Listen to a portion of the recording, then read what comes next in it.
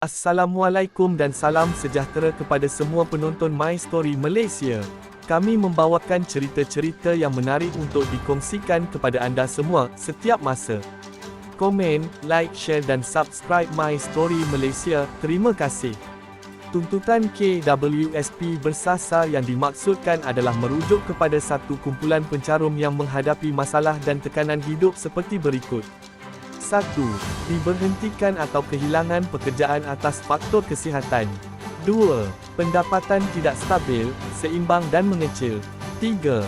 Kesukaran untuk mendapat pekerjaan yang tetap disebabkan faktor usia dan kesihatan. 4. Hutang tertunggak yang terus meningkat. 5. Menerima notis sitaan atau lelongan rumah. 6. Menerima notis tarik kereta. 7. Menerima notis kebankrapan. 8. Menerima notis dari pemilik rumah sewa untuk mengosongkan rumah. 9. Menerima bermacam-macam ugutan daripada pihak Ahlong. 10. Tidak menerima apa-apa bantuan daripada kerajaan terutama dari golongan M40. 11. Tidak mampu meneruskan persekolahan anak dan terpaksa diberhentikan sementara kerana kesempitan wang. 12. Bekalan makanan semakin mengurang dan terpaksa bercatu makan sekali sehari. Sehubungan dengan ini, pencarum mendesak dan menggesa Yang Amat Berhormat Datuk Seri Anwar Ibrahim supaya cakna tentang permasalahan yang dihadapi oleh kumpulan pencarum ini dan luluskan tuntutan pengeluaran kecemasan KWSP bersasar dari akaun satu demi kelangsungan hidup dan meringankan beban pencarum yang terdesak dan tertekan ini. Permudahkanlah urusan perjalanan hidup pencarum dan jangan dibebaskan mereka dengan tawaran pinjaman FSA 2 kerana majoriti daripada mereka tiada lagi baki di dalam akaun 2 dan tidak layak memohon kerana nama telah disenarai hitamkan atau bankrupt sebelum ini. Kumpulan pencarum seluruh Malaysia ini membantah sekeras-kerasnya FSA 2 dan mendesak Perdana Menteri meluluskan pengeluaran kecemasan KWSP bersasar daripada akaun satu secara one-off tanpa syarat dengan kadar segera. Azmi Mohamad Tahir ialah Presiden Pertubuhan Gagasan Inovasi Rakyat Malaysia PGIRM. Sementara itu, desakan pengeluaran wang kumpulan wang simpanan pekerja KWSP hanyalah langkah populis kumpulan tertentu yang akhirnya akan merugikan rakyat.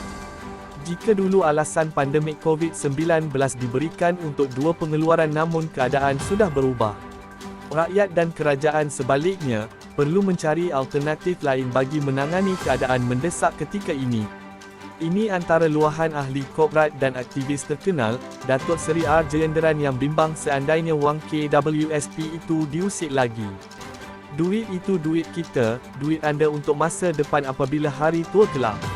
Kita sebagai manusia tidak akan dapat membuat telahan apakah yang akan berlaku pada ketika itu. Jika kita berterusan mengusik wang simpanan kita sendiri, apa yang tinggal? Dulu kerajaan benarkan pengeluaran KWSP tapi negara sudah keluar daripada pandemik dan kita lalui fasa endemik kini, janganlah kita hendak biasakan diri dengan keadaan itu. Fikir tentang masa depan. Duit itu akan habis sekelip mata sahaja, adakah selepas itu kita akan minta pengeluaran lagi selepas ini? Jangan begitu, kita perlu seimbangkan penggunaan sumber kewangan masa sekarang dengan penggunaan kelak. Hari persaraan tidak harus diabaikan meskipun mempunyai peluang untuk mengeluarkan wang tersebut sebelum tiba masa sepatutnya, 55 tahun, katanya baru-baru ini.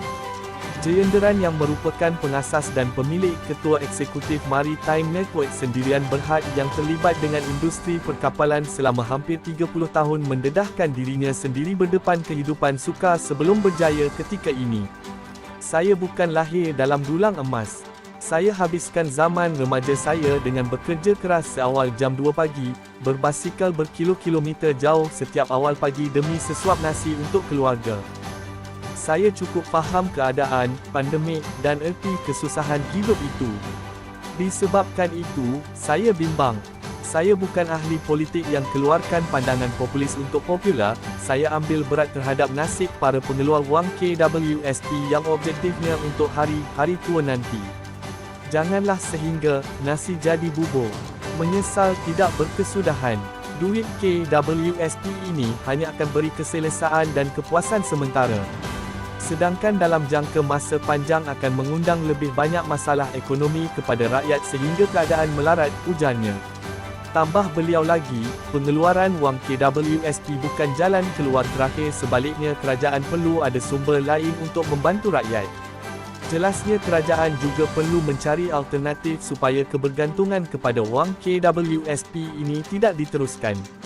Namun, apapun pendapat mereka ini, pencarum yang betul-betul terdesak akan terus memperjuangkan pengeluaran KWSP bersasar selepas perayaan Aidilfitri ini.